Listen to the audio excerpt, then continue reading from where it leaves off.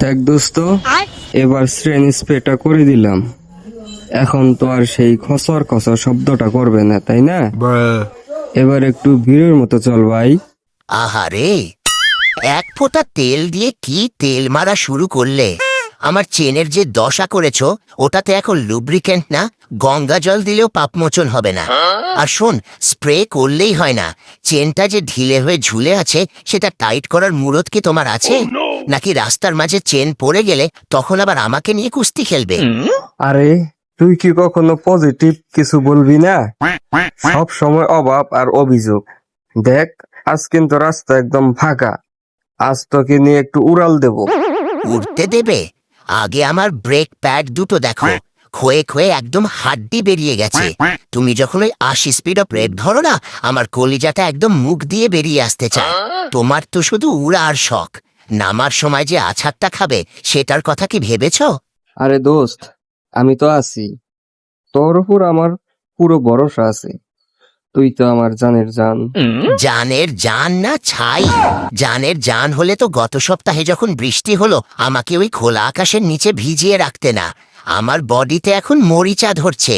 তোমার নিজের জন্য তো লেনকোট আছে, আমার জন্য একটা কাভার কেনার টাকা বুঝি পকেটে কুলায় না?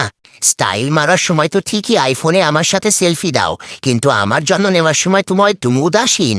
আরে দূর, তুই একটু বেশি কথা বলিস। এই যে আশিতে টান তুললাম, আজ কিন্তু গিয়ারে কোনো লেথখেরামি করবি না। একদমই স্মুথলি শিফট হবি। গিয়ার স্মুথ হবে কিভাবে? তোমার পায়ের জোর তো বাসের কন্ডাক্টরের মতো। এমন জোরে গিয়ার চেঞ্জ করো যে আমার মনে হয় আমার গিয়ার বক্সটা বুঝি ভেঙে হাতে চলে আসবে। একটু আলতো করে চাপ দিলে কি তোমার পৌরুষ কমে যায়? আচ্ছা ঠিক আছে দোস্ত, আজ থেকে একদম বাবুদের মতো চালাবো। আর কোন অভিযোগ? অভিযোগের তো শেষ নেই। এই যে তুমি যখন জ্যামে দাঁড়িয়ে কারো সাথে ফোনে কথা বলো আর অকারণে ক্লাচটা চেপে ধরে রাখো, আমার আঙুলগুলো ব্যথা করে না? আর শোন, আজ যদি ফেরার পথে ওই সস্তা পেট্রোল পাম্প থেকে তেল নাও, তবে আমি কিন্তু মাঝ রাস্তায় ভক ভক করে স্টার্ট বন্ধ করে দেব। আমার পেটে ওই ভেজাল সহ্য হয় না। আচ্ছা ঠিক আছে, আজ তোর একদম প্রিমিয়াম অকটেন খাওয়াবো। এবার তো একটু শান্ত হ। দেখি তোমার পকেটে কত জোর।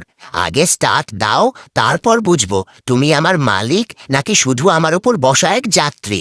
আর হ্যাঁ, ওই আয়নাটা একটু ঠিক করো। তোমার পেছনে কি হচ্ছে সেটা তো আমি দেখতে পাই না, ওটা তোমারই দেখার কথা। আচ্ছা ঠিক আছে, লুকিং গ্লাস ঠিক করে আমি পিছনের দিকে তাকিয়ে রইলাম। তুই সামনেরটা এখন সামলা।